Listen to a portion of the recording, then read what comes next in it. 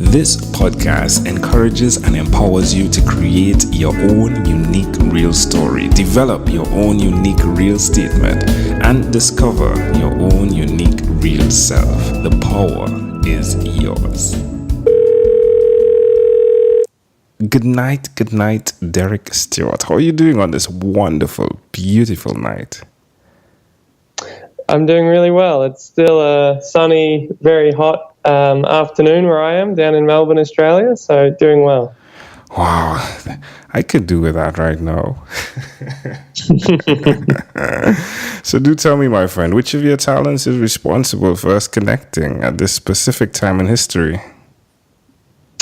I'd say it's probably just my curiosity and desire to learn and always meet new people, which led me to start a podcast, interviewing the entrepreneurs running the fastest growing new businesses in Australia. And as a fellow podcaster, always happy to help out a show like yours and help you achieve your ambitious goal. I appreciate that tremendously. I checked out Future of Australia. Pretty interesting stuff going on there, my friend. You're having some great conversations that are going to look back in history and people are going to be like, wow, you knew these people. You were there in the beginning, even before the beginning was even a big thing. Isn't that accurate?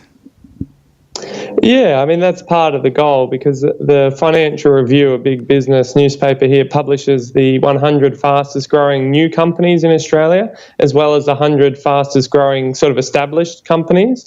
So I intentionally based the podcast on the new ones because obviously a lot of them are small, but they're doing big things. Like they might have gone from 0 to 3 million revenue in a year or two. So even though that's small in the bigger scheme of the business world, someone who's on that upward pathway in 10 or 20 or 30 years could be the next Starbucks or Apple or Tesla or Uber or something like that. So it's really great to promote these people sort of before they're famous and before they become a household name. Do you ever find yourself wondering if you could make the pick, like be the one who says, okay, this is going to be the person a decade from now? Yeah, I haven't done it publicly, but in the back of my mind, sometimes I try and speculate based on, because I'm not able to get everyone, because some people are busy or they don't do podcasts, but the ones I talk to, I do in the back of my mind think which ones of these have a very scalable business. Some intend to sort of keep it more boutique, but others definitely have very big national and global ambitions. So I am sort of keeping a bit of a mental projection of who I think is going to be one of the next really big companies and who might not be. That would be super cool to have a blog where you are sharing this that we can see in the next 5 years. And just because it's one thing if they hit and then you said, yes, mentally I knew it. It's another thing if you have that written down where you've shared it and we see it, right?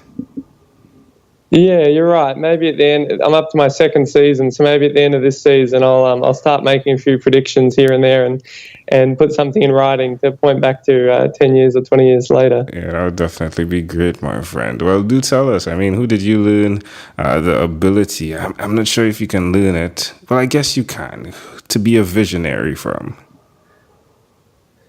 Yeah, I think not everyone with a big vision achieves it, but if you don't have the big vision, it's very unlikely that you will achieve it, because you're going to make decisions along the way that stop you from growing, because there are things where you think like, oh, I'll just, keep it within Australia, or I'll just keep it within maybe, Melbourne, Sydney, Brisbane, 3 of the main East Coast cities, or I'll only focus on this specific skill, or I don't want to sort of make it too big. So I think back often to a movie, one of my favourite movies, is called The Founder, and it's about the history of McDonald's, and essentially the battle, based on the true story of the battle between the McDonald brothers, who kind of wanted one perfect restaurant, and Ray Kroc, who wanted, 100,000 franchisees. So the Kroc brothers were sort of the mindset of, we just want one perfect restaurant in one location that everyone loves, and Ray Kroc said, no, this can be, like I think he called it sort of the next American church, and where everyone goes all the time, and he had the vision to take it to that level. And obviously he had previous businesses that didn't work, but without that vision I don't see that sort of scale success happening if you have the McDonald brother mindset, which there's nothing wrong with that, nothing wrong with a one location high quality business, but it's not the type of mindset that lends yourself to becoming a global brand. Love it. Love it. Love it. Now, where's the best place for someone to follow you or even connect with you, my friend? LinkedIn is probably where I'm most active. So, yeah, definitely on LinkedIn, where I push out all the podcasts, and then in any podcast app or player on Apple or Android. Future of Australia is the name of the podcast. So, yeah, on the podcast apps as well as on LinkedIn. FOE. Well, do tell me one other thing that you've done consistently over the last 3 years, please. I've just always looked to learn and sort of challenge myself and meet new people, as I mentioned before. So one thing I did about 5 years ago, so I grew up in Australia, but 5 years ago I was sort of, working as an accountant, not really loving it, and decided I wanted to change and, like I said, to grow and learn. So I actually looked to work overseas and, started a global job search, looking basically any country in the world, but for a country that was different and would challenge me. So not really a Western developed country, but a country with a more different history, and so not a US, UK, Canada basically, but something different. And I ended up choosing Manila in the Philippines, and I basically packed up my life into a backpack and bought a one-way ticket and spent the next 4 years living and working in Manila, and Wow. constantly trying to meet new people and grow and continue to challenge myself. How does that make you feel? I mean, looking back from then to now, that you even made the jump, like you packed your bag, like you left after you got it. How does that make you feel? Yeah, I think it sort of it sounds bigger when you look back, because you're like, wow, that was a big jump. But at the time, it's just sort of one small decision.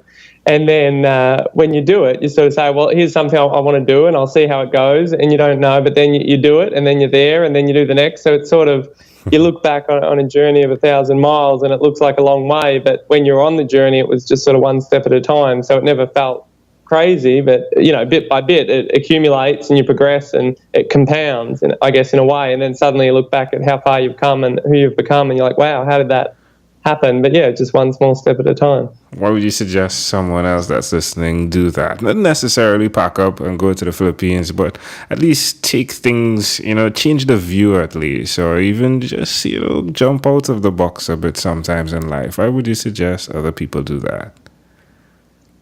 I think, yes, it's just one small step at a time. So, for example, if you always, go to a certain type of event or hang out with a certain type of people or listen to a certain type of content, it's just a small shift in a different direction, meeting a new person, going to a different event, maybe outside your industry, outside your profession, meet someone from a different background, different point of view, expose yourself to one different thing, and that slight deviation can put you on a pathway towards, a group of people or a mindset that's completely different, an opportunity that maybe you wouldn't have come across. And so I guess just stepping out of that routine that we all find ourselves in, where you kind of get in a groove and you go to the same places, you meet the same people, you have the same conversations, and you say, actually, I'm going to go to a different place, I'm going to visit a different website, listen to a different podcast, meet a new person, do something I wouldn't normally do, maybe volunteer for something that wouldn't normally volunteer, and you won't know again until years later how that could spark a journey in a completely different direction. Amazing audience. You're hearing it live again from Derek Stewart. Do check out the podcast Future of Australia. Derek, let's switch gears for a moment. Let me invite you now into my time machine that is surrounded with beautiful warm blue Canadian water. Derek, what is your earliest childhood memory?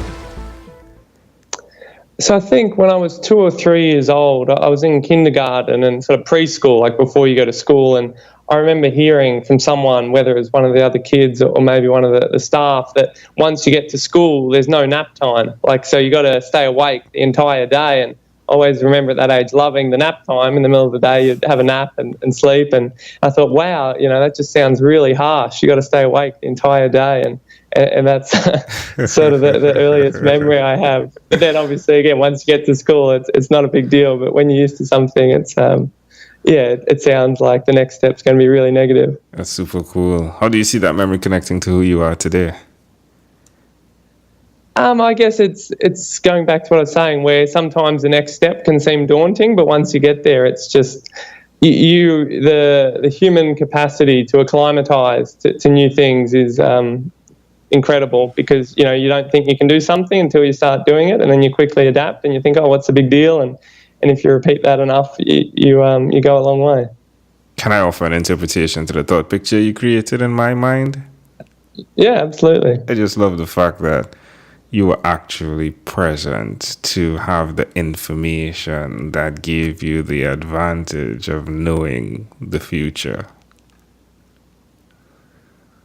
Yeah, and I like that. It's true. I have always been quite future looking and thinking about longer term things. And yeah, and I do like history and the historical context and how it relates to the future. So, no, I really like that interpretation. And then you do have a podcast. Wait, oh, my voice just went echoey, which was really cool. Yeah, then you have a podcast where, again, I mean, you're dealing with the future of Australia, right? It's like that child again, having the information. Yeah, Super looking to cool. the future, businesses in the future. Yeah, you're right. There's definitely a future-facing theme there. I love it. If we fast forward to when you were 12 years old, what was your favorite song? I was really into Blink 182 back then, so I think it was All the Small Things by Blink 182. Yeah. I mean, just like nap time, right? All the small things, right? Yeah, one of those small pleasures in life, having a nap in the middle of the day when you could do that. Love it. Well, Derek, we've arrived at our destination. But before we get off of this time machine, there's a small declaration form. So it's yes or no. We're going to move pretty quickly here. Are you ready? Yeah. Derek, have you chosen someone to pass on your skills to?